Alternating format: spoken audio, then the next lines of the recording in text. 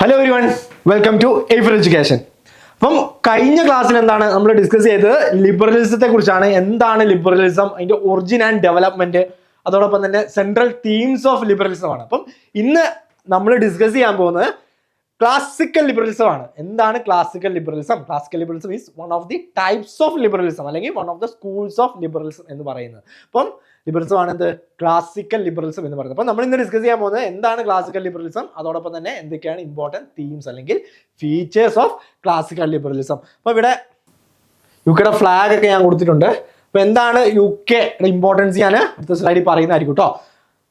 വെറുതെ അല്ല ഞാൻ യുകെയുടെ ഫ്ലാഗ് ഇവിടെ കൊടുത്തിരിക്കുന്നത്. അപ്പോൾ അടുത്ത സ്ലൈഡിൽ യുകെയുടെ ഇമ്പോർട്ടൻസ് ഞാൻ പറയും ക്ലാസിക്കൽ ലിബറലിസം പഠിക്കുമ്പോൾ. അപ്പം classical liberalism was the earliest liberal tradition. വളരെ ഇമ്പോർട്ടൻ്റ് ആണ്. അപ്പം പിന്നെ ഏർലിയസ്റ്റ് ലിബറൽ ട്രഡീഷൻ അല്ലെ ഇനീഷ്യൽ സ്റ്റേജിൽ എന്താണ്, ഇനീഷ്യൽ സ്റ്റേജിലെ ലിബറലിസം ആണ് എന്ത് ക്ലാസിക്കൽ ലിബറലിസം ആയിട്ട് അറിയപ്പെടുന്നത്. എന്താണ് ആ ഇനീഷ്യൽ സ്റ്റേജ്? ലിബറലിസത്തിന്റെ ഡെവലപ്മെന്റ് നമ്മൾ പഠിച്ചു, എവല്യൂഷനെ കുറിച്ച് പഠിച്ചു. അപ്പോൾ ആ ഇനീഷ്യൽ സ്റ്റേജിൽ എന്തായിരുന്നു ക്ലാസിക്കൽ ലിബറലിസം, അതിന്റെ ഏത് ടൈപ്പ് ഓഫ് ലിബറലിസം ആയിരുന്നു ഇനീഷ്യൽ സ്റ്റേജിൽ ഉണ്ടായിരുന്നത്? അത് ക്ലാസിക്കൽ ലിബറലിസം ആണ് എന്നുള്ളതാണ് ഇമ്പോർട്ടൻ്റ് ആയിട്ടുള്ള കാര്യം. അപ്പോൾ classical liberalism was the earliest liberal tradition. Classical liberal ideas develop during the transition of feudalism to capitalism. നമ്മൾ പഠിച്ചു പിന്നെ എങ്ങനെയാണ് ലിബറലിസം അല്ലെ ലിബറൽ ഐഡിയാസ് എമേർജ് ചെയ്യുന്ന അതിന്റെ എവല്യൂഷനെ കുറിച്ച് പഠിച്ചു. അപ്പം due to the break down of feudal society അല്ലെ due to the break down of feudalism എന്നുള്ളതാണ് നമ്മൾ പഠിച്ചത്. അപ്പം break down of feudal society അല്ലെ feudalism led to the development or emergence of liberal ideas. അപ്പം ക്ലാസിക്കൽ ലിബറൽ ഐഡിയാസ് എപ്പോഴാണ് develop ചെയ്യുന്നത്?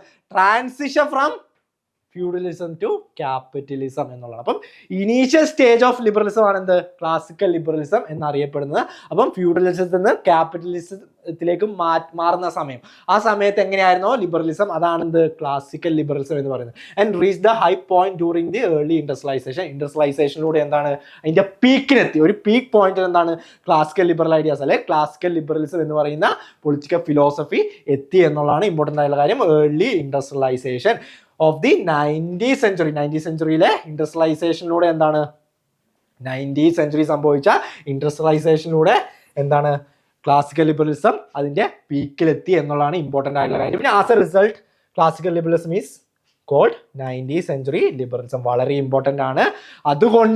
അതുകൊണ്ട് എന്താണ് ക്ലാസിക്കൽ ലിബറലിസം എന്താണ് 19th സെഞ്ചുറി ലിബറലിസം എന്നും അറിയപ്പെടുന്നു എന്നുള്ളതാണ് ഇമ്പോർട്ടൻ്റ് ആയിട്ടുള്ള കാര്യം. അപ്പം 19th സെഞ്ചുറി ഇൻഡസ്ട്രിയലൈസേഷനിലൂടെയാണ് ക്ലാസിക്കൽ ലിബറലിസം അതിന്റെ പീക്കിലെത്തുന്നത്. അപ്പം അതുകൊണ്ട് എന്താണ് it is also known as or sometimes known as 19th century liberalism. വളരെ ഇമ്പോർട്ടൻ്റ് ആയിട്ടുള്ള കാര്യമാണ്. പിന്നെ the ക്രേഡിൽ of classical liberalism was the UK. അതാണ് യുകെയുടെ ഇമ്പോർട്ടൻസ്. ക്ലാസിക്കൽ ലിബറലിസം പഠിക്കുമ്പോൾ യുകെയുടെ ഇമ്പോർട്ടൻസ് എന്താണ്? It is known as the ക്രേഡിൽ of classical liberalism. അതായത് classical ലിബറലിസത്തിന്റെ birth place അല്ലെങ്കിൽ classical liberalism ജനിച്ച് വളർന്ന് പന്തലിച്ച് എവിടെയാണ്?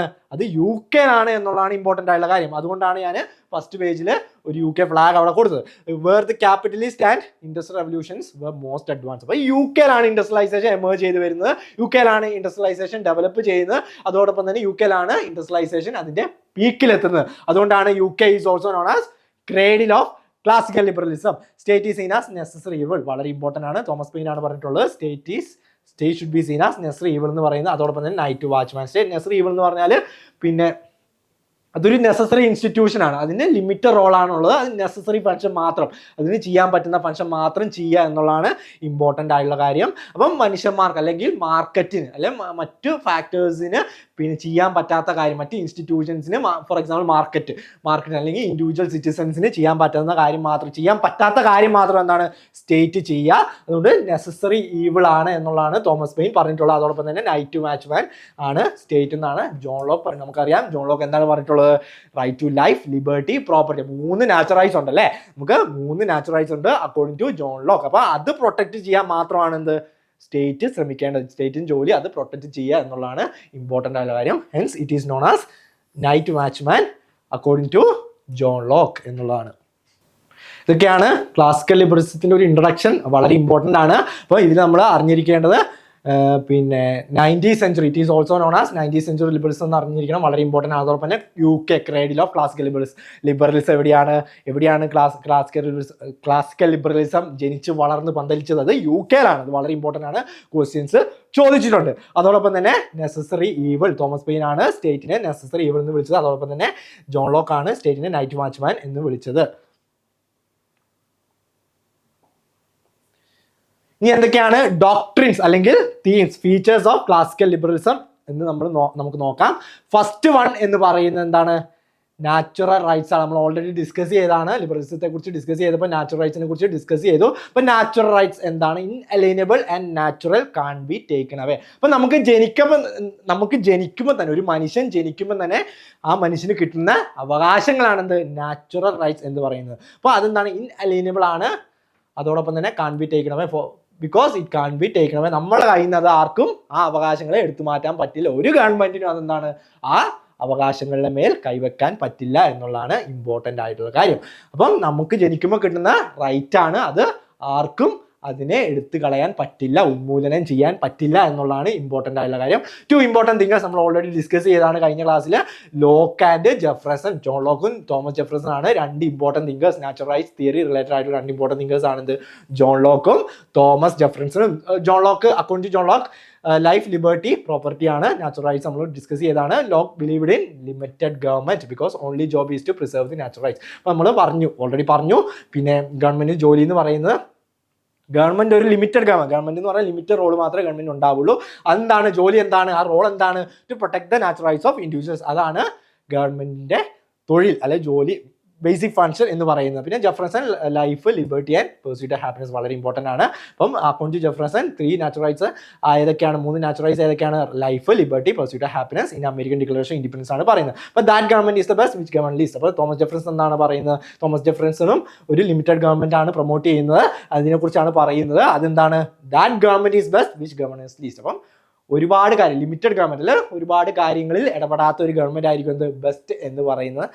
അതായിരിക്കും ബെസ്റ്റ് ആയിട്ടുള്ള ഒരു ഗവൺമെന്റ് സിസ്റ്റം എന്നാണ് തോമസ് ജെഫ്രസൺ പറയുന്നത്. അതാണ് ഫസ്റ്റ് വൺ, നാച്ചുറൽ റൈറ്റ്സ് വളരെ ഇമ്പോർട്ടൻ്റ് ആണ്. രണ്ടാമത്തെ എന്താണ്? യൂട്ടിലിറ്റേറിയനിസം വളരെ വളരെ ഇമ്പോർട്ടൻ്റ് ആണ്.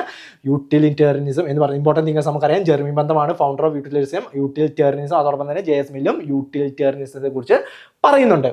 അപ്പോൾ എന്താണ് യൂട്ടിലിറ്റേറിയനിസം?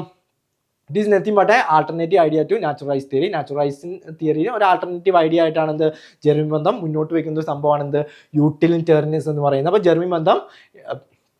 ജെർമി ബന്ധമാണ് നാച്ചുറൽ റൈറ്റ്സിനെ, അതായത് റൈറ്റ്സിനെ നോൺസെൻസ് എന്ന് വിളിച്ചത്, അല്ലെ നോൺസെൻസ് എന്ന് പറയുന്ന ആരാണ് വിളിച്ചത്? ഫൂളിഷ് ആയിട്ടുള്ള ഒരു തോട്ടാണ് എന്ത്? Natural rights. ഫൂളിഷ് ആയിട്ടുള്ള ഐഡിയ ആണ് എന്ത്? നാച്ചുറൽ റൈറ്റ്സ് എന്ന് പറഞ്ഞ ആരാണ്? ജെർമി ബന്ധമാണ്. അത് വളരെ ഇമ്പോർട്ടൻ്റ് ആണ്, ക്വസ്റ്റ്യൻസ് ചോദിച്ചിട്ടുണ്ട്. അപ്പം individuals are motivated by self interest and pleasure measured in terms of utility. അപ്പം യൂട്ടിലിറ്റേറിയനിസം എന്ന് പറയുന്നത് ഓരോ ഇൻഡിവിജ്വൽസിനും ഓരോ അച്ചീവ്മെന്റ്, ഗോൾസ് ഉണ്ടാവും, ആഗ്രഹങ്ങളുണ്ടാവും. അപ്പോൾ ആ ആഗ്രഹങ്ങളാണെന്ത്?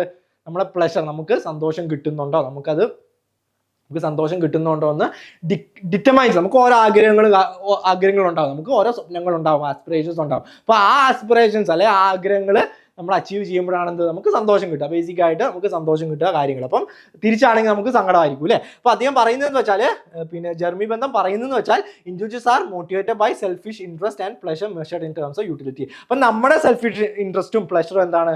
നമുക്ക് ക്വാണ്ടിറ്റേറ്റീവ്ലി പിന്നെ എന്താണ് മെഷർ ചെയ്യാൻ പറ്റും എന്നാണ് ജെർമി ബന്ധം പറയുന്നത്. Utilitarianism justifies the selfish acts and interest of individuals. അപ്പം നമ്മൾ ഈ സെൽഫിഷ്, നമ്മളെ നമ്മളെ ഗോള്, നമ്മളേതായ ഗോളും കാര്യങ്ങളും, സെൽഫിഷ് ആയിട്ടുള്ള ഗോളും കാര്യങ്ങളും ഇൻട്രസ്റ്റും കാര്യങ്ങളൊക്കെ ഉണ്ടാവും. അപ്പോൾ അത് അച്ചീവ് ചെയ്യുന്ന എന്താണ്? ജസ്റ്റിഫൈസ് ഈ selfish acts and interest of individuals. അപ്പോൾ അച്ചീവ് ചെയ്യാൻ വേണ്ടി നമ്മൾ ചെയ്യുന്ന കാര്യങ്ങളൊക്കെ എന്താണ്? അദ്ദേഹം ജസ്റ്റിഫൈ ചെയ്യുന്നു എന്നുള്ളതാണ് ഇമ്പോർട്ടൻ്റ് ആയിട്ടുള്ള കാര്യം. He justifies the selfish acts and interest of individuals. Greatest happiness is the greatest number. Greatest happiness of greatest number. അതാണ് ഇമ്പോർട്ടൻ്റ് ആയിട്ടുള്ള കാര്യം. യൂട്ടിലിറ്റേറിയനിസം ഇമ്പോർട്ടൻ്റ് ആയിട്ടുള്ള പുസ്തകം പ്രിൻസിപ്പിൾ എന്താണ്? Greatest happiness of greatest number. അപ്പം എത്ര പേർക്ക് ഹാപ്പിനെസ് കിട്ടുന്നു അത്രയും ഒരുപാട് പേർക്ക് ഹാപ്പിനെസ് കിട്ടണം എന്നുള്ളതാണ് ഇമ്പോർട്ടൻ്റ് ആയിട്ടുള്ള കാര്യം. അതാണ് യൂട്ടിലിറ്റേറിയനിസം കൊണ്ട് ഉദ്ദേശിക്കുന്നത്. വളരെ ഇമ്പോർട്ടൻ്റ് ആയിട്ടുള്ള പ്രിൻസിപ്പിളാണ് യൂട്ടിലിറ്റേറിയനിസം. അത് ആരാണ് ഫൗണ്ട് ചെയ്തത് അല്ലേ? അതിനെക്കുറിച്ച് അത് ഇൻട്രൊഡ്യൂസ് ചെയ്ത ആരാണ്? അത് ജെർമി ബന്ധമാണ്. വളരെ ഇമ്പോർട്ടൻ്റ് ആണ് ജെർമി ബന്ധം. അത് നാച്ചുറൽ റൈറ്റ്സ് തിയറിയുടെ ഒരു ആൾട്ടർനേറ്റീവ് ആയിട്ടാണ് യൂട്ടിലിറ്റേറിയനിസം ഇൻട്രൊഡ്യൂസ് ചെയ്യുന്നത് ഈ called or described natural rights as nonsense. ഒരു ഫൂളിഷ് ആയിട്ടുള്ള തോട്ടാണ്, ഫൂളിഷ് ആയിട്ടുള്ള ഐഡിയ ആയിട്ടാണ് എന്ത് നാച്ചുറൽ റൈറ്റ്സിനെ ജെർമി ബന്ധം ഡിസ്ക്രൈബ് ചെയ്യുന്നതാണ് ഇമ്പോർട്ടൻ്റ് ആയിട്ടുള്ള കാര്യം. അപ്പം ജെസ്മില്ലിന് പിന്നെ കോൺട്രിബ്യൂഷനെ കുറിച്ച് പറയുമ്പോൾ നമുക്കറിയാം, പിന്നെ utilitarianism according to Jeremy Bentham can be, അതായത് utility can be measured quantitatively എന്നാണ് ജെർമി ബന്ധം പറയുന്നത്. അപ്പം ജെസ്മില്ല് പറയുന്നത് എന്താണ്? Utilitarianism not only can be measured quantitatively, can also be measured qualitatively, qualitatively measure ചെയ്യാൻ പറ്റും എന്നുള്ളതാണ് ജെസ്മില്ലിന്റെ വാദം. ജെർമി ബന്ധം നേരെ തിരിച്ചാണ് പറയുന്നത്. അദ്ദേഹം പറയുന്നത് can be measured in quantitatively only എന്നുള്ളതാണ് ജെർമി ബന്ധത്തിന്റെ ആർഗ്യുമെന്റ്. അതാണ് യൂട്ടിലിറ്റേറിയനിസത്തെ കുറിച്ച് നമുക്ക് മെയിനായിട്ട് പറയാനുള്ളത്. അടുത്താണ് എക്കണോമിക് ലിബറലിസം എന്ന് പറയുന്നത്. വളരെ ഇമ്പോർട്ടൻ്റ് ആണ് economic liberalism.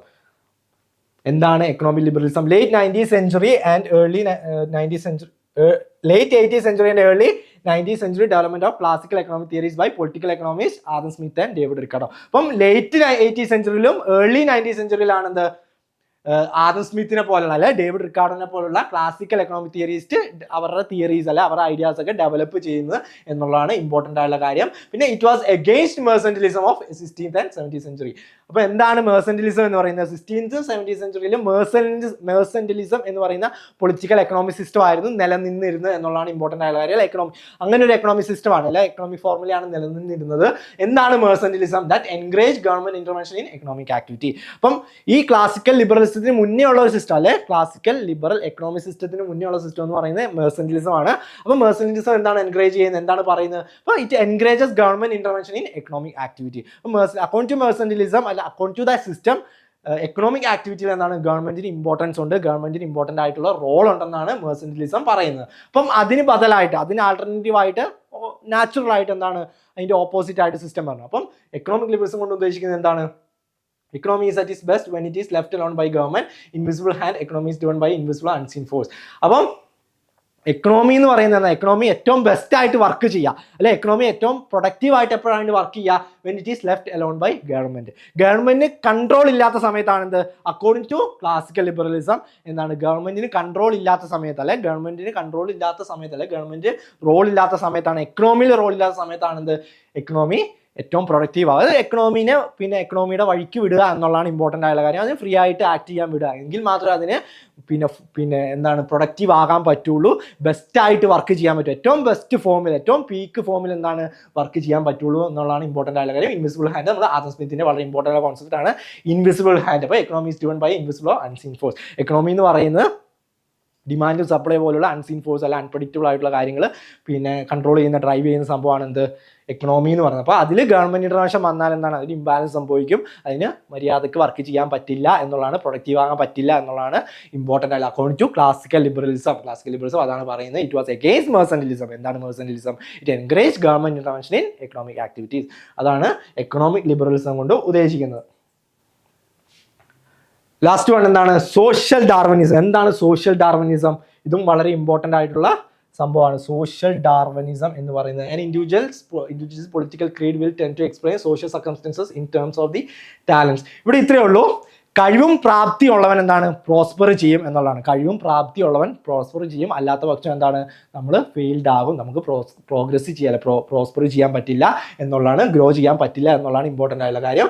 Those with ability and willingness to work will prosper while the incompetent or lazy will not. അപ്പം കഴിവും പ്രാപ്തിയുണ്ടോ നമ്മൾ അവിടെ വിജയിക്കും എന്നുള്ളതാണ് ഇമ്പോർട്ടൻ്റ് ആയിട്ടുള്ള കാര്യം. ഇതൊന്നുമില്ലേ കഴിവും പ്രാപ്തിയും അതോടൊപ്പം തന്നെ നമുക്ക് പണവും സ്വാധീനവും അതിന് അനുസരിച്ചുള്ള സാഹചര്യം ഇല്ലെങ്കിൽ എന്താണ് നമുക്ക് പ്രോസ്പർ ചെയ്യാൻ പറ്റില്ല, ആരും നമ്മളെ സഹായിക്കില്ല. Especially there won't be any help from the part of ഗവൺമെന്റിന്റെ ഭാഗത്തുനിന്ന് ഒരു വെൽഫെയർ പിന്നെ ഹെൽപ്പും വെൽഫെയർ റിലേറ്റഡ് ആയിട്ടുള്ള ഹെൽപ്പും കാര്യങ്ങളും ഉണ്ടാവരുത് എന്നാണ് ക്ലാസിക്കൽ ലിബറലിസ്റ്റ് പറയുന്നത്. അപ്പം ഇൻ സെൽഫ് ഹെൽപ്പ് സാമസ് മൈ says heaven help those who help themselves. അപ്പം നമ്മളെ തന്നെ ഹെൽപ്പ് ചെയ്യുക എന്നുള്ളതാണ് ഈ ഒരു സിസ്റ്റത്തിൽ. According to classical liberal system നമ്മളെ തന്നെ ഹെൽപ്പ് ചെയ്യുക. നമ്മളെ ഹെൽപ്പ് ചെയ്യാൻ ആരും ഉണ്ടാവില്ല, എസ്പെഷ്യലി ഗവൺമെന്റ് ഉണ്ടാവില്ല. നമ്മൾ പണിയെടുത്താൽ നമുക്ക് കിട്ടും. നമുക്ക് കഴിവുണ്ടെങ്കിൽ നമ്മൾ പിന്നെ വിജയിക്കും. നമുക്ക് അതിനുള്ള സാഹചര്യം ഉണ്ടെങ്കിൽ എന്താണ്, നമുക്ക് നേട്ടം ഉണ്ടാവും, നമ്മൾ പ്രോഗ്രസ് ചെയ്യും എന്നുള്ളതാണ്. അല്ലാത്ത പക്ഷം നമ്മൾ തോറ്റു പോകും, അല്ലെ നമുക്ക് പ്രോഗ്രസ് ചെയ്യാൻ പറ്റില്ല, നമുക്ക് ഗ്രോ ചെയ്യാൻ പറ്റില്ല, ആരും നമ്മളെ സഹായിക്കാൻ ഉണ്ടാവില്ല, എല്ലാവരും അവരവരെ സഹായിക്കുക എന്നുള്ളതാണ് ക്ലാസിക്കൽ ലിബറലിസം പറഞ്ഞു വെക്കുന്നത്. അത് ത്രൂ സോഷ്യൽ ഡാർവിനിസം. പിന്നെ അടുത്ത Richard Cobden argued look not to parliament, look only to yourself. അപ്പം പാർലമെന്റ് എന്ന് പറയുന്ന ഒരു ഗവൺമെന്റ് സിസ്റ്റത്തെയാണ് ഇവിടെ പറയുന്നത്, ഗവൺമെന്റ് സിസ്റ്റം. അപ്പം ഗവൺമെന്റിനെ നോക്കിയിട്ട് കാര്യമില്ല, സ്വന്തം നോക്കിക്കോളുക, സ്വന്തം മിററിൽ പോയി നോക്കിയിട്ട് എന്താണ് വഴി കണ്ടെത്തിക്കോളുക, നമുക്ക് ജീവിക്കാനുള്ള, അല്ലെ നമുക്ക് മുന്നോട്ട് പോകാനുള്ള വഴി സ്വയം കണ്ടെത്തുക. ഗവൺമെന്റിന് കണ്ടെത്താൻ നിർവാഹമില്ല according to a classical liberal system എന്നുള്ളത്. Ideas of individual self reliance reach the boldest expression in Herbert Spencer's the man versus state. വളരെ ഇമ്പോർട്ടൻ്റ് ആയിട്ടുള്ള പുസ്തകമാണ് ഹെർബർട്ട് സ്പെൻസറിന്റെ ദ മാൻ വേഴ്സസ് സ്റ്റേറ്റ് എന്ന് പറയുന്നത്. End of the principle of survival of the fittest. ഞാൻ already പറഞ്ഞു, കഴിവും പ്രാപ്തിയും സാഹചര്യവും പണവും സ്വാധീനവും ഉള്ളവരെന്താണ് ഈ ഒരു system, according to the system prosper ചെയ്യും, ഗ്രോ ചെയ്യും. അവർക്ക് മാത്രമേ പ്രോസ്പർ ചെയ്യാൻ പറ്റുള്ളൂ. അല്ലാത്ത പക്ഷം എന്താണ്, നമുക്ക് സർവൈവ് ചെയ്യാൻ പറ്റില്ല. ഈ ഒരു സിസ്റ്റത്തിൽ സർവൈവ് ചെയ്യാൻ പറ്റില്ല. അത് ഹെർബർട്ട് സ്പെൻസറിന്റെ ദ മാൻ വേഴ്സസ് സ്റ്റേറ്റ് എന്ന് പറയുന്ന വളരെ ഇമ്പോർട്ടൻ്റ് ആയിട്ടുള്ള പുസ്തകത്തിൽ പറയുന്നുണ്ട് എന്നുള്ളതാണ് ഇമ്പോർട്ടൻ്റ് ആയിട്ടുള്ള കാര്യം. ഇതൊക്കെയാണ് പിന്നെ ഇമ്പോർട്ടൻറ്റ് ഡോക്ട്രിൻസ് ഓഫ് ക്ലാസിക്കൽ, അല്ലെങ്കിൽ ഇമ്പോർട്ടൻറ്റ് തീംസ്, അല്ലെങ്കിൽ important characteristics of classical liberalism എന്ന് പറയുന്നത്. അപ്പോൾ അടുത്ത ഇതിലേക്ക് പോവാം. അടുത്തൊരു ടോപ്പിക് കൂടെയാണ്, വലിയ ടോപ്പിക്കാണ്, ചെറിയൊരു ടോപ്പിക്കാണ്. Manchester school of liberalism. Classical liberalism related ആയിട്ടുള്ളൊരു പിന്നെ സ്കൂൾ ഓഫ് തോട്ട് ആണെന്ത്, മാഞ്ചസ്റ്റർ സ്കൂൾ അല്ലെങ്കിൽ Manchester school of liberalism, Manchester liberalism എന്ന് പറയുന്നത്. Manchester school political and economic school of the thought led by Richard Cobden and John Bright. വളരെ important ആണ്. Manchester liberals എന്നറിയപ്പെടുന്ന ആരൊക്കെയാണ്, റിച്ചാർഡ് കോബ്ഡനും John Bright ആണ്. Because they introduce this particular school of liberalism എന്ന് പറയുന്നത്, അല്ലെങ്കിൽ അവരാണ് ഈ സ്കൂള് ഡെവലപ്പ് ചെയ്തത് അല്ലെങ്കിൽ ഇൻട്രൊഡ്യൂസ് ചെയ്തത് എന്നുള്ളതാണ് ഇമ്പോർട്ടൻ്റ് ആയുള്ള കാര്യം, എസ്റ്റാബ്ലിഷ് ചെയ്തത് എന്നുള്ളതാണ് ഇമ്പോർട്ടൻ്റ് ആയുള്ള കാര്യം. ചോദിച്ചിട്ടുണ്ട്, who among the following are known as Manchester liberals എന്ന് ക്വസ്റ്റ്യൻസ് ചോദിച്ചിട്ടുണ്ട്. അത് റിച്ചാർഡ് കോബ്ഡനും ജോൺ ബ്രൈറ്റുമാണ്. വളരെ ഇമ്പോർട്ടൻ്റ് ആണ്, നോട്ട് ചെയ്യുക. അപ്പം that originated in the meetings of Manchester Chamber of Commerce in 1820 and dominated the British Liberal Party in the mid-19th century.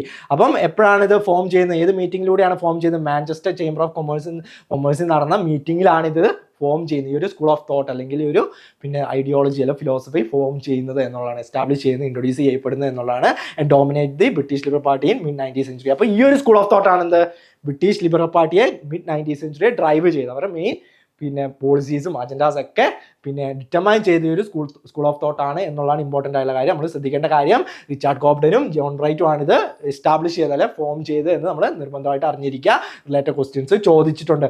പിന്നെ basically followed laissez faire അത് free economic policy, free economic policy അല്ല, free market, പിന്നെ free competition, ഒരു free market സിസ്റ്റമാണ് മെയിനായിട്ട് ഇവിടെ പറയുന്നത്. അപ്പം freedom of contract and isolationist in foreign affairs, ഇതൊക്കെയാണ് എന്ത് മെയിനായിട്ടുള്ള കാര്യം. Its adherents tend to be businessman non theories. അപ്പം മെയിനായിട്ടുള്ള പ്രൊമോട്ടേഴ്സ് അല്ലെ ഇത് എൻകറേജ് ചെയ്തവർ ആരൊക്കെയാണ്, മെയിനായിട്ട് ബിസിനസ്സുകാരാണ് മെയിനായിട്ട് ഇത് എൻകറേജ് ചെയ്തത് അല്ലെ പ്രൊമോട്ട് ചെയ്തത് അല്ലെ സപ്പോർട്ട് ചെയ്തത് എന്നുള്ളതാണ്. ബേസിക്കലി ഫ്രീ മാർക്കറ്റ് സിസ്റ്റത്തെ കുറിച്ചാണ് ഇവിടെ പറയുന്നത്. അപ്പം നമ്മൾ നിർബന്ധമായിട്ട് അറിഞ്ഞിരിക്കേണ്ട കാര്യം, മാഞ്ചസ്റ്റർ ലിബറൽസ് എന്നറിയപ്പെടുന്ന റിച്ചാർഡ് കോബ്ഡനും ജോൺ ബ്രൈറ്റും ആണ്. അപ്പം നമ്മൾ ഡിസ്കസ് ചെയ്ത് ക്ലാസിക്കൽ ലിബറലിസം എന്താണ്, ക്ലാസിക്കൽ ലിബറലിസം അപ്പം പിന്നെ അതിൽ യുകെയുടെ ഇമ്പോർട്ടൻസ് എന്താണ്, 19th സെഞ്ചുറിയുടെ ഇമ്പോർട്ടൻസ് എന്താണ്, അതോടൊപ്പം തന്നെ അതിൻ്റെ ഡോക്ട്രിൻസ് അല്ലെങ്കിൽ തീംസ് അല്ലെങ്കിൽ ക്യാരക്ടറിസ്റ്റിക്സ് ഓഫ് ക്ലാസിക്കൽ ലിബറലിസത്തെ കുറിച്ച് പറഞ്ഞു. അതോടൊപ്പം തന്നെ അത് റിലേറ്റഡ് ആയിട്ടുള്ള മാഞ്ചസ്റ്റർ സ്കൂൾ ഓഫ് ലിബറലിസത്തെ കുറിച്ച് നമ്മൾ ഡിസ്കസ് ചെയ്തു. അപ്പം ഇതുപോലുള്ള ക്വാളിറ്റി വീഡിയോസിന് അല്ലെ ക്വാളിറ്റി കണ്ടന്റിന്